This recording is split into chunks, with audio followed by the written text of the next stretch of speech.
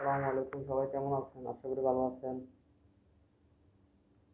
তো ওমানি খেজুর দেখেন ভালো করে, একটা দুইটা তিনটা চারটা পাঁচটা ওমানের কাঁচা খেজুর আর কি। এগুলা ক্লিয়ার দেখা যাচ্ছে। এগুলো খাবো আর কি এখন। খেতে অনেক টেস্ট। ঠিক আছে, ফার্স্টে এটা তো ওয়াশ করতে হবে।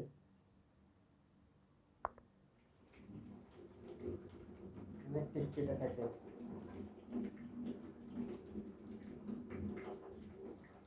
ধোয়া শেষ। এগুলো একটা একটা করে খাওয়া হবে। কাঁচা খেজুর ওমানের।